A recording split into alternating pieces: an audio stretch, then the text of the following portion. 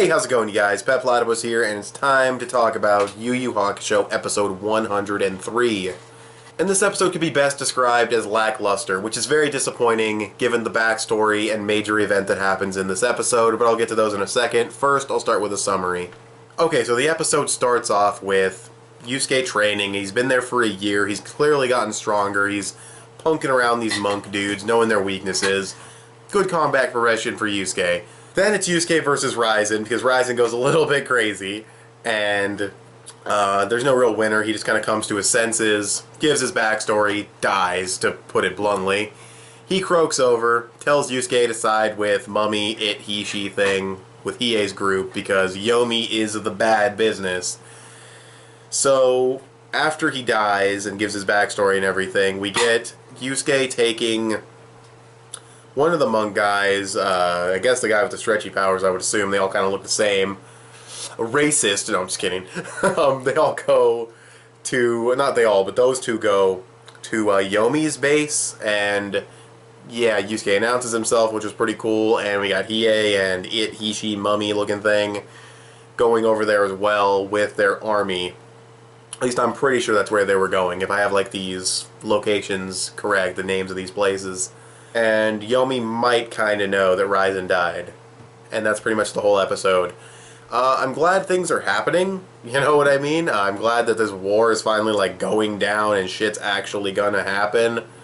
Took a while, but yeah, that's finally happening. It's cool to see Yusuke stronger. I like Yusuke announcing himself to Yomi. I thought that was kind of funny. He could have said something a little better than what he said, but whatever. Nitpick. The real problems with this episode are a couple of things in the technicals, which I'll get to at the end, but mainly Ryzen. He's just a really lackluster character. There's nothing to him personality-wise, and we get his backstory about why he doesn't eat humans. He met a chick. She had fucking epic-ass, like, the shit, fucking badass eyes, I guess. These super piercing gaze that just fucking mesmerized him. He wanted to eat her, because he was eating humans back then, that was like his thing, thug life, and she's like, oh yeah, go ahead and eat me, I got poisons in me, I did all this stuff to help do medicine and everything, old school medicine, and he's too scared to eat her, so he has sex with her, that's fucking random, and he gets her pregnant, and then she dies during childbirth, and he never sees her again, and he said he wouldn't eat another human until he saw her again, and since he never saw her again, put two and two together, he's never eaten a human since that point. It's a lame backstory. It's fucking, like, if he had spent, like, I don't know, a year or two with her, and she, like, taught him to not eat humans, or he learned to appreciate humans because of her, maybe, but I guess he did, but it was so fast. It was, like, in one night, because this chick was confident, I guess. He could have just killed her instead of fucking eating her. I don't know. It was weird. She was an okay character. Not much to her at all. Not enough to make me think, like, yeah, I can see why he liked her so much. She's just kind of okay. And the backstory is really underwhelming.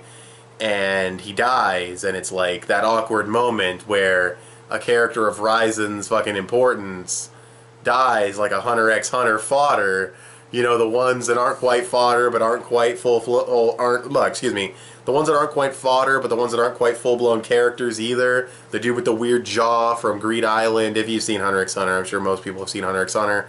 Or the dude with all the dogs from York New. It's like, these aren't full-fledged characters. They get a little bit of, you know, backstory, a little bit of character, and then they just die before you can care about him. That's fucking Ryzen, a character as important as Ryzen.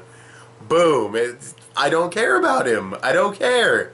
I was hoping he'd be a really cool character, and they had Chris Sabat playing him. Like, Chris Sabat's a badass, and he's like, meh. Like, unless he comes back to life in some way, I don't give a fuck about Ryzen. So we'll see what happens. But it was important for the whole balance and fucking shift in the powers for the three kings of the demon world. That part was important for the story. But as a character, meh. Backstory, meh. Could have been a lot better. Should have been a lot better. And then you have Hiei with the whole, you know, oh, I'll kill Yusuke, I'll kill you, I'm only fighting for myself, and Mummy, it, he, she being like, one of those things you just said is a lie, but I'm not sure which one yet. that's cool, I guess. I don't think Hiei's gonna fucking kill Yusuke or fight Yusuke. I think he's gonna side with Yusuke because he does consider him a friend, and he's just denying it. Kind of predictable, but I'll see what happens. I could be wrong. I don't think I am, though. And Kurama and Yomi and everybody, they kind of know Raizen might be dead. Yeah, there's that, too. Hopefully some big fights happen pretty soon. It's not all about fights, but we've got enough character development. There has not been enough plot progression. We got the fucking... Well, I mean, there was some plot progression with Kurama's side of the story, but with Hiei's side, there was, like, no plot progression. And with Yusuke's side, we got some here, but I think you guys know what I mean. This whole entire arc so far has been meandering around and just kind of doing some character stuff. Still not feeling this arc too much. I feel like Chapter Black was still leagues and leagues better, but, you know, I've gushed over Chapter Black enough. There's nothing really else to say, though. I mean, lackluster character, lackluster backstory, that's really the main thing. Everything else was just kind of set up for later, so... Yeah, I mean, story progression, he died, he told Yusuke to side with, you know, the mummy-looking chick dude thing. That's okay story progression, it's, you know, it's pretty solid. Just the fact that he died and the whole power shift and everything, that's the most important thing. So story progression, it's okay. It's solid story progression. The pacing, it was okay too. Not too slow. Not quite, you know, fast enough, but I thought it was fine.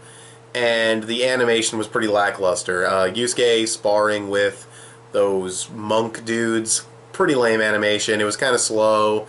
Held on shots too long. Just... not the best animation you could have done. Yu Yu Hakusho has done better animation than that, so that was kind of disappointing as well. I'd probably set this episode around a 7 out of 10, like a 6.8 to a 7. It was an okay episode of Yu Yu Hakusho. I guess I'll probably give it like maybe a good or closer to a good because of the importance of Raizen's death. But from an entertainment value perspective, it's like decent at best, and from an objective standpoint, it's just barely good, and I'll just leave it at that. Pick your own number, whatever. So yeah, hopefully the next episode's better, but anyway, thanks for watching this video. Tell me what you guys think of this Yu Yu Hakusho episode in the comments below. Follow me on Instagram, that would be awesome. Give me a thumbs up, that would be awesome. Subscribe if you like what you've seen here, or if you haven't already, and I'll talk to you guys later. Bye.